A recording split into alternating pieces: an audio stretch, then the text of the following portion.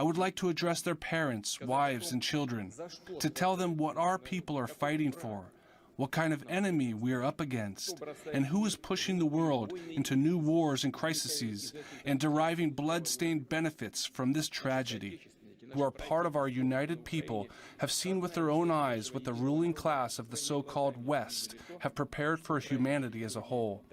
They have dropped their masks and shown what they are really made of. When the Soviet Union collapsed, the West decided that the world and all of us would permanently accede to its dictates. In 1991, the West thought that Russia would never rise after such shocks and would fall to pieces on its own. This almost happened. We remember the horrible 1990s, hungry, cold, and hopeless. But Russia remained standing, came alive, grew stronger, and occupied its rightful place in the world. Meanwhile, the West continued and continues looking for another chance to strike a blow at us, to weaken and break up Russia, which they have always dreamed about, to divide our state and set our peoples against each other, and condemn them to poverty and extinction. They cannot rest easy knowing that there is such a great country with this huge territory in the world, with its natural wealth, resources, and people who cannot and will not do someone else's bidding. The West is ready to cross every line to preserve the neo-colonial system which allows it to live off the world, to plunder it, thanks to the domination of the dollar and technology, to collect an actual tribute from humanity, to extract its primary source of unearned prosperity, the rent paid to the hegemon. The preservation of this annuity is their main, real, and absolutely self-serving motivation. This is why total de-sovereignization is in their interest. This explains their aggression towards independent states, traditional values, and authentic cultures. Their attempts to undermine international and integration processes, new global currencies, and technological development centers they cannot control. It is critically important for them to force all countries to surrender their sovereignty to the United States.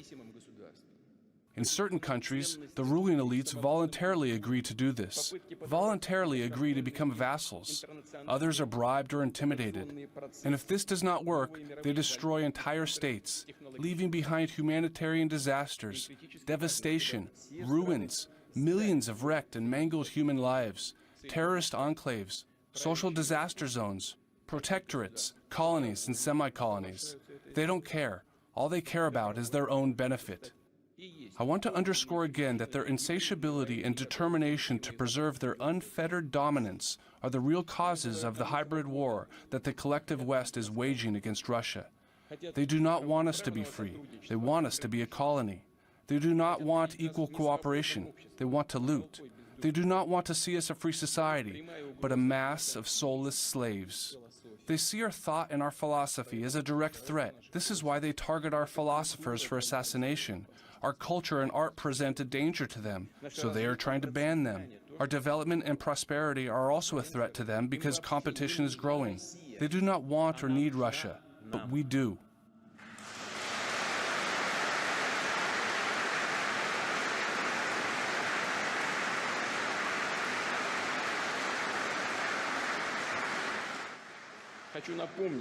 Have repeatedly shattered against the courage and resilience of our people. Russia will always be Russia. We will continue to defend our values and our motherland. The West is counting on impunity, on being able to get away with anything. As a matter of fact, this was actually the case until recently. Strategic security agreements have been trashed. Agreements reached at the highest political level have also been declared tall tales. Firm promises not to expand NATO to the east gave way to dirty deception as soon as our former leaders bought into them. Missile defense, intermediate range and shorter range missile treaties have been unilaterally dismantled under far-fetched pretexts. And all we hear is the West is insisting on a rules-based order. Where did that come from anyway? Who has ever seen these rules? Who agreed or approved them? Listen, this is just a lot of nonsense, utter deceit, double standards, or even triple standards. They must think we're stupid. Western elites not only deny national sovereignty and international law, their hegemony has pronounced features of totalitarianism, despotism, and apartheid. They brazenly divide the world into their vassals, the so-called civilized countries, and all the rest, who according to designs of today's Western racists, should be added to the list of barbarians and savages.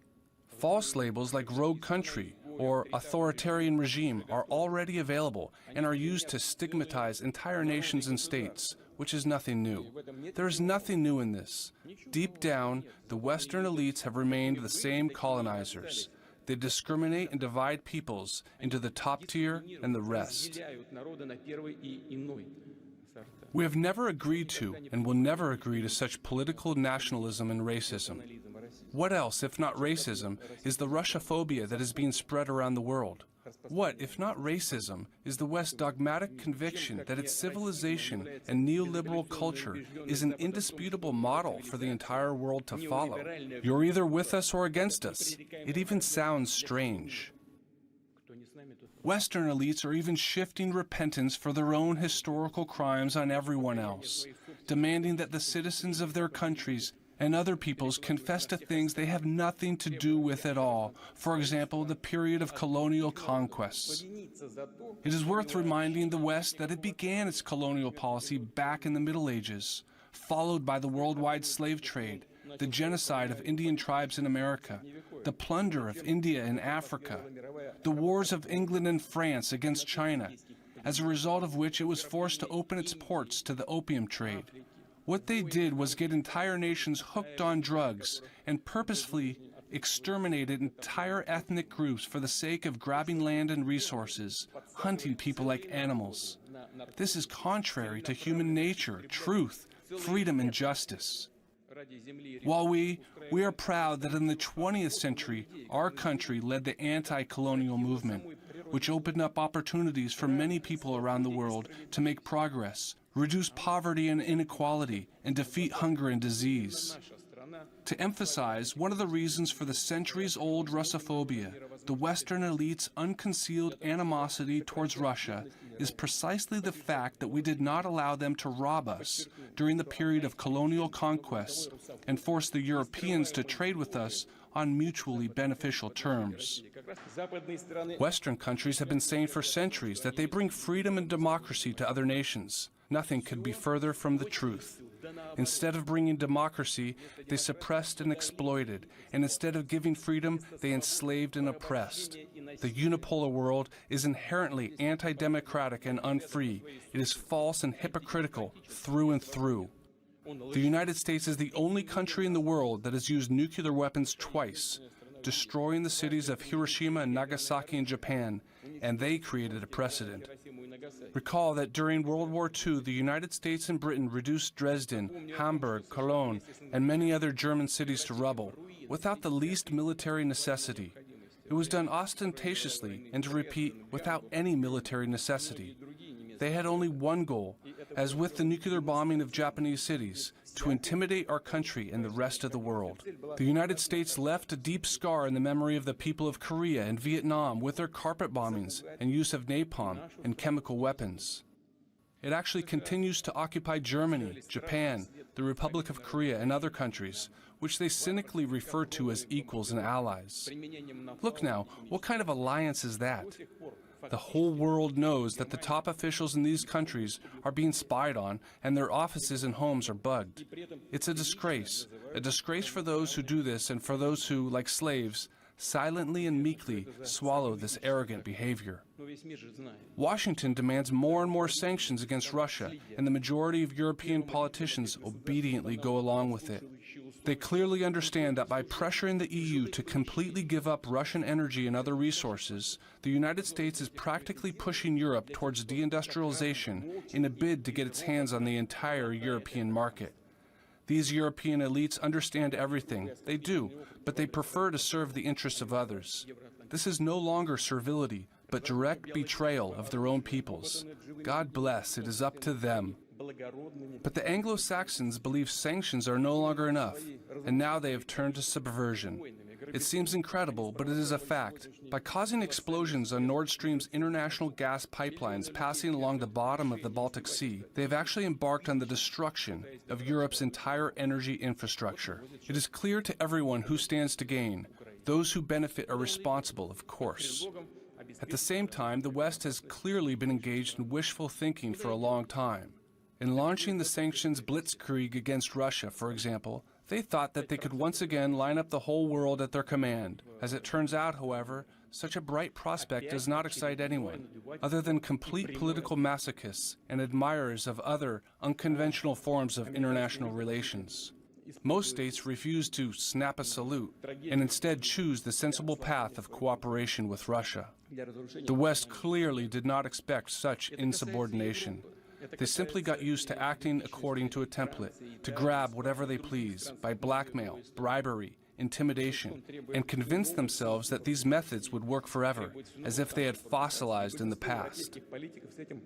Such self-confidence is a direct product not only of the notorious concept of exceptionalism, although it never ceases to amaze, but also the real information hunger in the West. The truth has been drowned in an ocean of myths, illusions, and fakes, using extremely aggressive propaganda, lying like gobbles. The more unbelievable the lie, the quicker people will believe it. That is how they operate, according to this principle. I want to make special note of the fact that there is every reason to believe that the Western elites are not going to look for constructive ways out of the global food and energy crisis that they and they alone are to blame for, as a result of their long-term policy dating back long before our special military operation in Ukraine, in Donbass. They have no intention of solving the problems of injustice and inequality.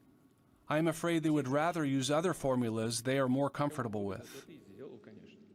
And here it is important to recall that the West bailed itself out of its early 20th century challenges with World War I. Profits from World War II helped the United States finally overcome the Great Depression and become the largest economy in the world, and to impose on the planet the power of the dollar as a global reserve currency. In the 1980s crisis, things came to a head in the 1980s again.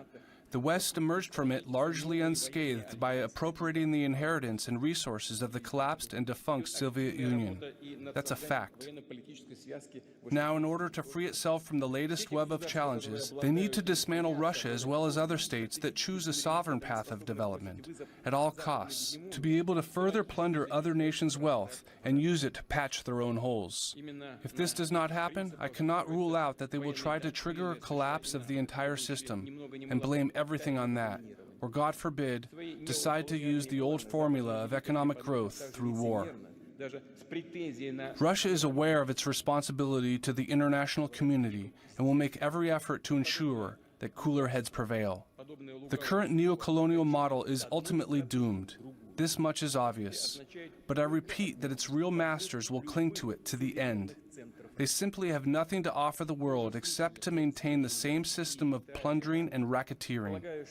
They do not give a damn about the natural right of billions of people, the majority of humanity, to freedom and justice, and the right to determine their own future.